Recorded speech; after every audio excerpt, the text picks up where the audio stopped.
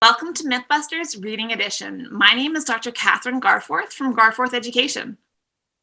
And I'm Lynn Givens from Connect to Comprehension. Reading myth, learning to read is a natural process.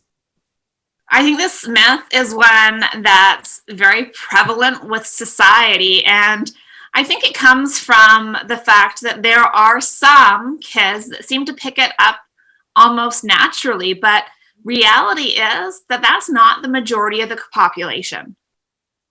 Right, Kathryn, I read somewhere that 1 to 7% of the population nationwide will do that. Like our hyperlexic kids, the ones who learn how to read without really seeming to have any instruction. But as you said, the majority of kids don't learn to do this. Now, speaking, of course, is a natural process that kids just pick up from listening to their parents, from listening to their brothers and sisters, and they learn sort of intuitively about syntax, about the order of words, and they learn about semantics, about the meaning of words, and they learn all of that sort of through a natural evolution.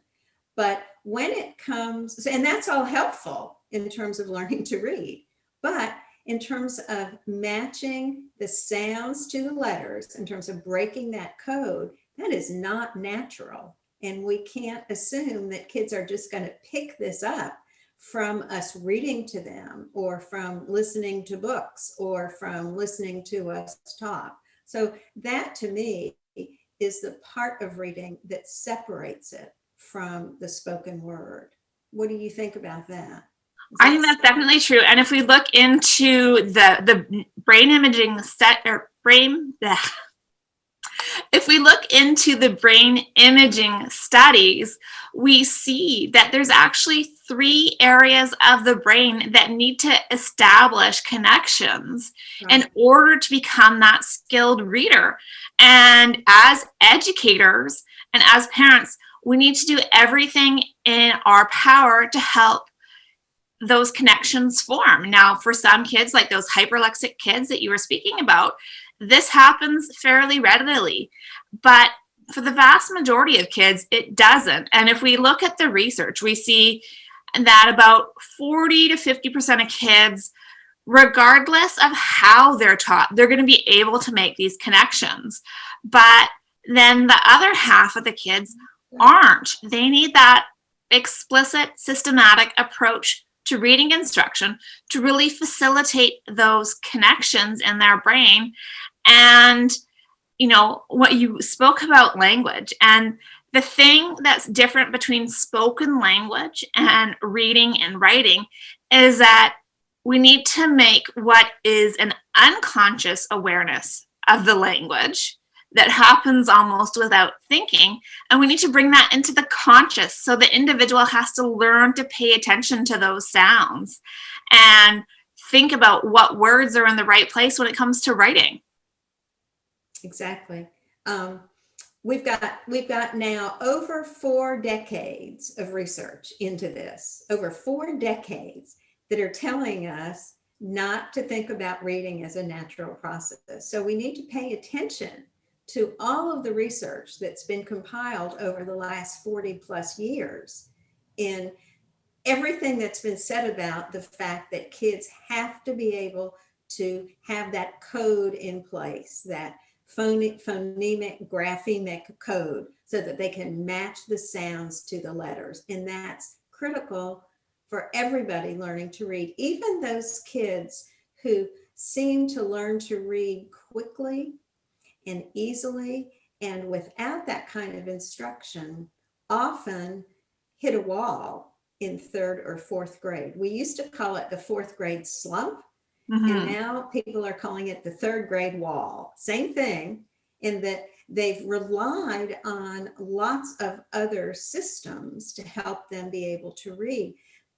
like using the context and like visual cues and all of those things. Well, when they get to content area, to more difficult areas of reading, they can't do that anymore. And so that's when those kids who haven't had that explicit systematic instruction, that's when those kids hit the wall.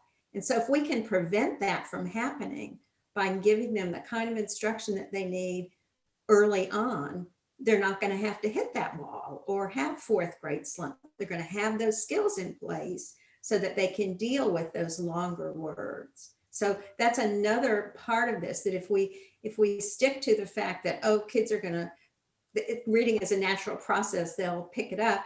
We're not being fair to our children. No, of course not. And, you know, those grade 3 and grade 4 students, they start to get more of those academic words that have those Greek and Latin bases, which is where we see the different spellings of the sounds in the language, like the PH from the Greek. And when you're doing basic phonics in the classroom, you don't typically cover that the graphemes or the letters PH represent the sound. Now, some kids are going to pick that up on their own, but the majority aren't. And if you give them the information that they need to get it, like, oh, that makes sense. I get it now. That's Right? Yeah. Oh, okay. And then, you know, also at that time, it's definitely appropriate to start introducing morphology or prefixes, roots, bases, and suffixes, right? Because this is going to give the information that they need to assist with their decoding and their comprehension, because they're going to be coming across words that they haven't been exposed to before in everyday language. Yeah, well, you and I have talked a lot about the reading rope and that intertwined. And so that really plays into what we're talking about now. The idea that you've got a language component, you've got a decoding component, and all of those have to be working together for kids both to be able to decode and to be able to understand what they read. So, you know, we're talking about, seems like we're talking about the same thing over and over and over again, but it's all the big picture. You have to look at the big picture for this, how, you know, decoding is essential. And without decoding, none of the rest of this is going to work, you know, in terms of instruction and practice. If kids can't decode words, they're going to be stuck. Audio books work wonderfully for helping with getting the language and the syntax and the semantics and all of that. But without that phonetic connection, kids are going to be stuck. So we have to make sure that we realize the importance of that, and that we start right at the beginning with young children in doing that, with phonemic awareness, with having them manipulate sounds, even before they're exposed to letters, and making sure that they understand that each sound is discrete, that you can put the sounds together, that you can separate them in the word, that you can manipulate them and change the beginning of a word by using a different sound or change the ending. All of that needs to be in place before we even start to introduce letters. So we can do this with young children. And again, not expect that they're going to pick this up on their own, because they won't. So